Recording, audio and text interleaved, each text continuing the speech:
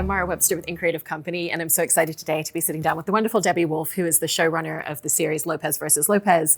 And in talking a little bit about the genesis of the show, this was really you seeing Maya and Lopez creating a TikTok and talking on social media about a lot of the rawness of her relationship with her father, which was not in a great place for a long time. And they've done a lot of work to repair and heal and come together. And, you know, there's obviously so much love there. And I love the way that you saw an authentic truthfulness and honesty that you could turn into a potential sitcom. And so I was interested in how you really worked with the two of them and worked to find the foundation and the tone and the voice of how you could bring that into a sitcom setting, a comedy setting, but in a space that really has a lot of emotional rawness as well. Yeah. So, I mean, I think the first thing that struck me about Mayan's TikTok was how authentic and honest and raw it was. And, you know, here was a Latino woman, I'm Latina as well, and she was like, sort of like using this creative outlet to heal. And that's what I do, you know, that's why I became a writer. And so I just really related to her. I really related to her daddy issues. And I was like, there's definitely something here. And, you know, and the first time I met her, she was just very open with me, very open to sharing all her experiences, everything she had gone through with her dad. And so I met with her first, and then I met with George separately, and he was also very open and very candid. And so I got both sides of the story, which was fascinating to me. And what at its core, though, it's like, here's two people that just really, truly love one another, and they really wanted to both heal their relationship. And, you know, what was also interesting is that Maya and Lopez grew up on the set of the original George Lopez show. She grew up wanting to do what her daddy did. But at that time, all the sort of pain that she was experiencing, the divorce, everything happened during that time. So this is very Hollywood, but it seemed like the natural thing was for them to be able to heal their relationship was on the set of their own sitcom. And I've seen that happen over time. So, you know, I have this very unique experience as a showrunner to be working with the people who are living the show. So it's interesting and fascinating. But at the end of the day, like, we get to create this like thing that's like very real, very based in reality. And what's interesting about the narrative structure of the show is every episode has a narrative arc that's kind of self-contained to that episode. And yet throughout the entire series, there's always that foundational element of their relationship and the evolution of that.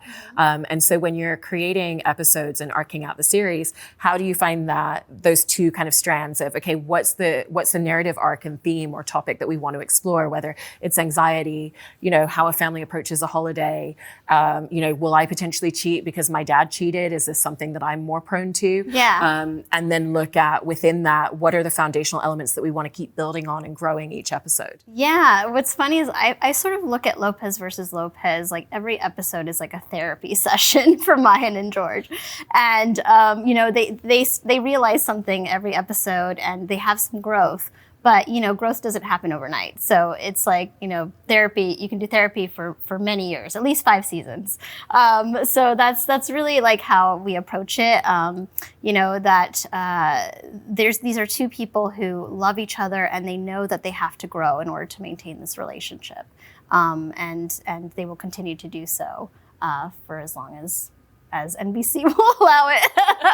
I also wanted to talk a little bit about the writer's room, because it sounds like you're very conscientious about if something resonates in the writer's room, it's going to resonate with the audiences and connect to them. And so I was interested in what the dynamic is in terms of how you have very open, honest conversations emotionally in the writer's room to find those things that really connect to everybody so that you have that experience for the audience. Absolutely. Well, I've compiled a group of amazing writers, and it's a very diverse room. We have, you know, Black, white, Latine, Indian, queer group of people. And so it's almost like we have our own focus group. So it's like when a topic comes up, you know, if it resonates with everybody, we know we have something here and that we should do an episode about it. And, you know, it's really interesting. Like the day one of my writer's room, I said, introduce yourself and tell me what your daddy issue is. And everyone went around the room and did it. And we're comedy writers. We all have daddy issues. We wouldn't be here, except for one writer. She had none. I was like, great, good for you. But yeah, so what I wanted to create in my room was like just a safe space so that everybody felt comfortable to share. And that's what we have, I think. And so we all, sometimes we cry, we laugh, we cry, and, we've all become very close. And I think that makes for great TV because, we're really sharing these authentic, real stories. And I think that comes across on screen. And also in working with Maya, and because she's involved behind the scenes as well, this is the first time that she's been producing on a show, starring in a show. And even just in watching it, you can kind of like feel and sense that immense growth, for her as a creative, as well as just the relationship with her dad that we're seeing on screen. And I was interested in what it's been like for you in working so closely and collaboratively with her and really just seeing a lot of that growth throughout the first season. Yeah, people ask me like, what's your favorite thing about the show and working on the show? And I say it's working with Mara Lopez and it's watching her grow. I feel like she's a younger sister to me, and she's a creator, and she's just already like she's so insightful. Her insights into like what's funny about her pain, like she already has that, and so she knows like what she's gone through, and she can pick out what's funny about it, and we'll have these conversations, and very easily she's just such a muse. Like very easily I can take from the things that she's saying to me and create entire episodes around that. And her and I also share a lot, both being like Latino women. We share a lot in common. One of the episodes, that's one of my favorite episodes, Lopez versus Espanol, was based around something that Maya and I both experience as Latinos who don't speak Spanish. A lot of times people often think that we do speak Spanish, and they will speak to us in Spanish, and we'll just fake it. And so we'll fake it by saying, claro, sí, claro que sí. And like, we'll just like go with it. And so like out of that, we both had that in common. Out of that, we were like, well, what if like she had been lying to George about all these years, like it's that they were separated, that she learned Spanish. And so we built this amazing episode out of that. So just like I have a lot of common ground with her, and I think she's an amazing person. The other thing that's amazing about Maya Lopez is that she really, has done a lot of work to heal.